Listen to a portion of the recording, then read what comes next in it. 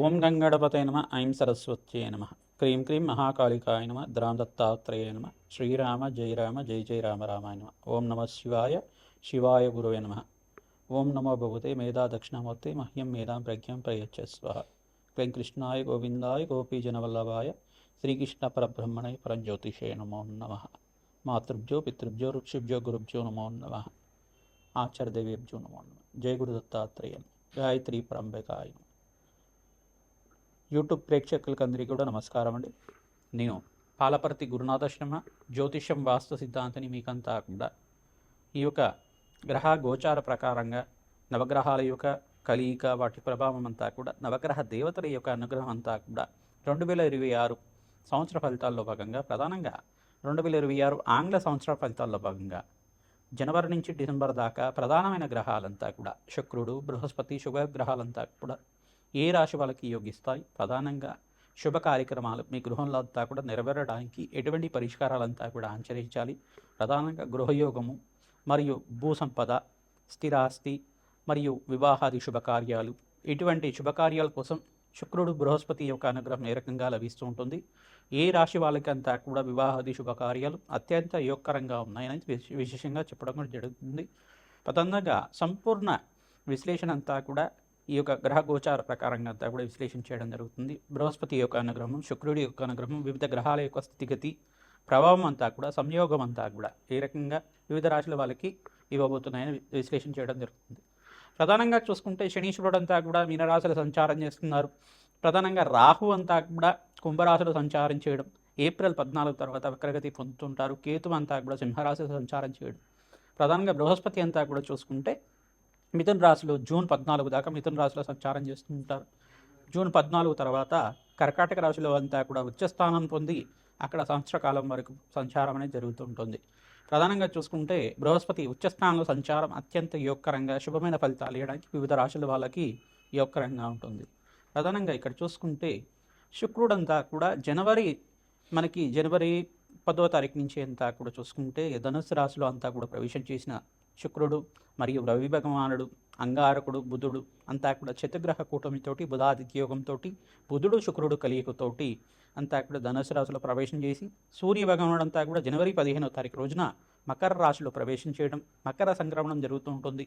ప్రతి 30 రోజులకు ఒకసారి సూర్యగ్రహం అంతా కూడా మారుతూ ఉంటుంది. వివిధ గ్రహాలంతా కూడా మారుతూ ఉండడం వల్ల ప్రధానంగా సూర్య భగవానుడు బుధుడు శుక్రుడు అంతా కూడా ప్రతి మాసంలో అంతా కూడా మారుతూ ఉంటారు. వివిధ స్థానాల్లో అంతా కూడా మారుతూ ఉంటారు. వాటి ప్రభావం అంతా కూడా విశ్లేషణ చేయడం జరుగుతుంది.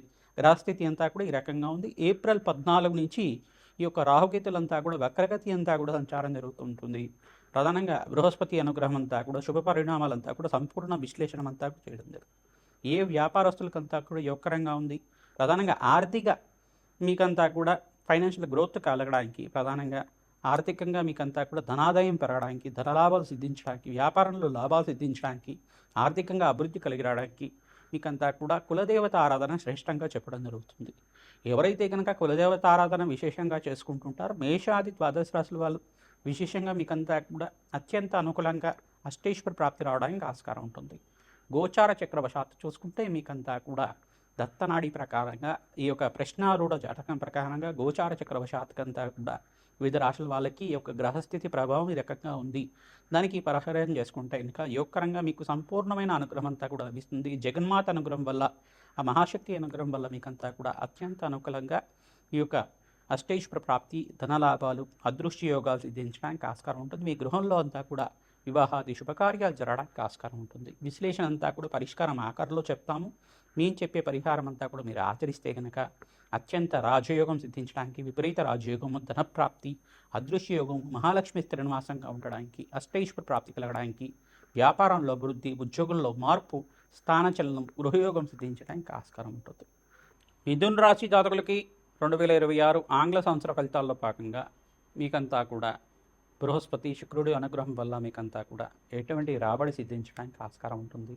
వివాహాది శుభకార్యాలు జరగడానికి ఈ మాసంలో అంతా అనుకూలత వస్తుంది. అంతా కూడా విశ్లేషణ చేయడం జరుగుతుంది. ప్రధానంగా రాశిలో అంతా కూడా బృహస్పతి సంచారం సప్తమ స్థానంలో ప్రధానంగా చూసుకుంటే చతుర్గ్రహ కూటమితోటి ప్రారంభమవుతుంది. ఈ సంవత్సరం అంతా కూడా ఈ యొక్క రవి భగవానుడు బుధుడు శుక్రుడు అంగారకుడు అంతా కూడా డిసెంబర్ నెల నుంచి మనకి జూన్ 15వ తారీఖు దాకా చతుర్గ్రహ కూటమి అంతా కూడా సంభవిస్తూ ఉంటుంది. సూర్య భగవానుడంతా కూడా మకర రాశిలో ప్రవేశం చేస్తాడు జనవరి 15వ తారీఖు రోజున. ప్రధానంగా ఈ యొక్క స్థితి అంతా కూడా చూసుకుంటే ఏప్రిల్ 14వ తారీఖు దాకా, ఏప్రిల్ 18వ తారీఖు దాకా మీకు అంతా కూడా స్వల్పమైన మిశ్రమైన ఫలితాలు వివిధ గ్రహాల యొక్క స్థితిగతి వల్ల మీకు కొంచెం శ్రమతో కూడిన సంపాదన పెరగడం, సమయానికి ధనం లభిస్తూ ఉంటుంది కానీ బడలేక ఉంటుంది. స్వల్పంగా అనారోగ్య సూచన అంతా కూడా చెప్పడం జరుగుతుంది. దూర ప్రయాణాల్లో లాభాలు సిద్ధించడానికి ఆస్కారం ఉంటుంది. అవకాశం ఉన్నప్పుడు మీరంతా కూడా పుణ్యక్షేత్ర దర్శనాలు చేసుకుంటుంటే కనుక మిథున రాశి జాతకులకంతా కూడా అత్యంత అనుకూలంగా ఉండడానికి ఆస్కారం ఉంటుంది. జూన్ 14 తర్వాత బృహస్పతి అంతా కూడా ఉచ్చస్థానంలో సంచారం చేయడం, ఎక్కడైతే కనుక బృహస్పతి ఉచ్చస్థానంలో సంచారం చేస్తారో గోచారీత్య కూడా శుక్రుడు కూడా ఉచ్చస్థానాన్ని పొందుకుంటారు.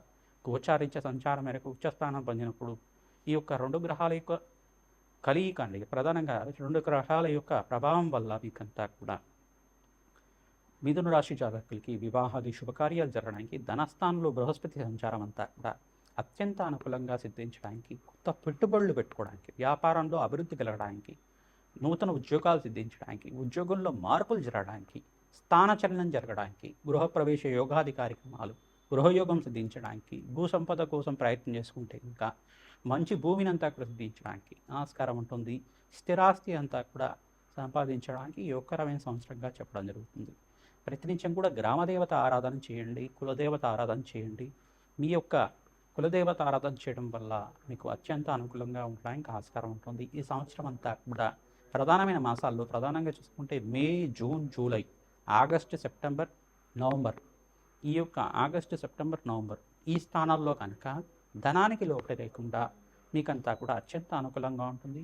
జనవరి నుంచి ఏప్రిల్ దాకా స్వల్పమైన మిశ్రమైన మార్పులు, గ్రహాల యొక్క స్థితిగతి సంయోగం వలన మిశ్రమైన మార్పులు, స్వల్పంగా అప్పులతో బాధపడడం కానీ, మీరు ఆర్థిక ఇబ్బందులతో బాధపడడం కానీ, దీని నుంచి బయటపడడానికి మీరు శాంతి హోమాది కార్యక్రమాలు సూర్య భగవానుడికి మరియు బృహస్పతికి, శుక్రుడికి, అంగారకుడికి, శనీశ్వరుడికి, రాహుకి ఈ గ్రహాలకంతా కూడా జప హోమాది కార్యక్రమాలు ఆచరించడం, అగ్నికి నవధాన్యాలు సమర్పించడం వల్ల, రాజశ్యామల హోమాది కార్యక్రమాలు, కాలభైరవ శాంతి హోమాది కార్యక్రమాలు, ప్రత్యంగరాదేవి హోమాది కార్యక్రమాలు ఆచరించుకోవడం వల్ల శత్రుబాధల నుంచి బయటపడడానికి ఆస్కారం ఉంటుంది. నరఘోష, నరశాపం నుంచి బయటపడడానికి ఆస్కారం ఉంటుంది. ఆర్థిక రుణబాధల నుంచి బయటపడడానికి ఆస్కారం ఉంటుంది. ప్రతినిత్యం కూడా మీరు చెప్పే పరిష్కారం ఆచరించండి. గోమాత సేవ చేయండి. గోమాతకి పచ్చిక, తెలకపిండి, గ్రాసం, తోటకూర కానీ గోంగూర కానీ సమర్పించడానికి ప్రయత్నం చేయండి. రాజయోగం సిద్ధిస్తుంది, ధనప్రాప్తి కలుగుతుంది. విశేషమైన రంగంలో వాళ్ళకి, ఐటీ రంగంలో వాళ్ళకి మంచి అవకాశాలు సిద్ధిస్తాయి. విదేశీయానం ప్రయత్నం చేసుకునే వాళ్ళకి విదేశీయానం సిద్ధిస్తుంది. వివాహాది శుభకార్యాలంతా కూడా ఏప్రిల్ నుంచి ప్రయత్నం చేసుకుంటే మీకు బృహస్పతి ఉచ్చస్థానంలో సంచారం మేరకి మిథున రాశి జాతకులకంతా వివాహాది శుభకార్యాలు సిద్ధించడానికి ఈ సంవత్సరం అంతా అత్యంత యోగకరంగా ఉంది. శ్రీమాత్రే నమః. 2026 ఆంగ్ల సంవత్సర ఫలితాల్లో భాగంగా మేషాది ద్వాదశ రాశుల వాళ్ళు ప్రతినిత్యం కూడా ఈ పరిష్కారం ఆచరిస్తే కనుక రాజయోగం సిద్ధిస్తుంది. 5 గ్రహాలు 6 గ్రహాలంతా కూడా రాజయోగం కలుగుతున్నాయి. ప్రధానంగా చూసుకుంటే ప్రధానంగా మకర రాశి జాతకులకి ఈ సంవత్సరం అంతా కూడా రాజయోగంగా చెప్పడం జరుగుతుంది. ప్రధానంగా వృషభ రాశి జాతకులకు కూడా ద్వితీయార్థంలో అంటే జూన్ 14 తర్వాత రాజయోగంగా చెప్పడం జరుగుతుంది. ఇక్కడ ధనుస్సు రాశి జాతకులకు కూడా మంచి రాజయోగంగా చెప్పడం జరుగుతుంది. కుంభరాశి జాతకులకు కూడా మంచి రాజయోగం, విపరీత రాజయోగం అంతా కూడా ఈ సంవత్సరం అంతా కూడా సిద్ధించడానికి ఆస్కారం ఉంటుంది. ఇక్కడ ప్రధానంగా చూసుకుంటే కన్యారాశి జాతకులకు కూడా మీకంతా కూడా రాజయోగంగా చెప్పడం జరుగుతుంది. ప్రధానంగా మిథున రాశి జాతకులకంతా కూడా బృహస్పతి రాశిలో సంచారం చేస్తున్నారు కావున మీకు కూడా రాజయోగంగా చెప్పడం జరుగుతుంది. ఈ గ్రహాలంతా కూడా విపరీత రాజయోగం అంతా కూడా ఈ సంవత్సరం సిద్ధిస్తున్నాయి. ఈ గ్రహాలకి ప్రధానంగా బృహస్పతి యొక్క సంచారం అంతా కూడా 5 రాశులకి, ప్రధానంగా 5, 6 రాశులకి, మిథున రాశి, ప్రధానంగా కర్కాటక రాశి జాతకులకు కూడా విపరీత రాజయోగం అంతా కూడా జూన్ 14వ తారీఖు తర్వాత సిద్ధించడానికి ఆస్కారం ఉంటుంది. మిథున రాశి, కర్కాటక రాశి, తర్వాత కన్యా రాశి, తర్వాత ఇక్కడ చూసుకుంటే తులరాశి జాతకులకు కానీ, ధనుసు రాశి జాతకులకు కానీ, ప్రధాన మకర రాశి జాతకులు కానీ, కుంభరాశి జాతకులు కానీ ఈ సంవత్సరం అంతా కూడా ప్రథమార్థంలో కన్నా ద్వితీయార్థంలో విపరీత రాజయోగం సిద్ధి రావడానికి ఆస్కారం ఉంటుంది. విశేషంగా నవగ్రహాలకంతా కూడా ప్రదక్షిణాలు చేసుకోవడం వల్ల, మేషాది ద్వాదశ రాశుల వాళ్ళు అన్నదానం చేయడం వల్ల ఈ సంవత్సరం అంతా కూడా అష్టైశ్వర ప్రాప్తి కలుగుతుంది. ప్రధానంగా శనీశ్వరుడికి, అంగారకుడికి, బృహస్పతికి, శుక్రుడికి, రాహుకి, సూర్య భగవానుడికి అన్ని గ్రహాలకు ప్రధానంగా ఈ గ్రహాలే ప్రధానంగా ఉంటాయి కావున ఈ గ్రహాలకి మేషాది ద్వాదశ రాశి వాళ్ళు జపము హోమాది కార్యక్రమాలు ఆచరించుకోవడం, ఆ గ్రహాలకి ప్రీతికరంగా దానాలంతా కూడా చేసుకోవడం వల్ల, వేద బ్రాహ్మణత్వంతో మూలవంత సహితంగా యజ్ఞాధికరతలు ఆచరించడం వల్ల, విశేషమైన హోమాలంతా కూడా ఆచరించడం వల్ల అష్టైశ్వర్య ప్రాప్తి కలుగుతుంది, విశేషమైన ధనప్రాప్తి లభిస్తూ ఉంటుంది. వివాహం కాని వాళ్ళకి వివాహాది కార్యక్రమాలు జరగడానికి ఆస్కారం ఉంటుంది. వంశాభివృద్ధి కలుగుతుంది, అష్టైశ్వర్య ప్రాప్తి కలుగుతుంది. ప్రతినిత్యం కూడా అమ్మవారి ఆరాధన చేయండి, ఖడ్గమాల స్తోత్రాన్ని పఠనం చేసుకోండి, సుబ్రహ్మణ్య కవచాన్ని అంతా కూడా వేద బ్రాహ్మణత్వంతో పారాయణం చేయించండి, మంచి కార్యసిద్ధి కలుగుతుంది. శ్రీమాత్రే నమః.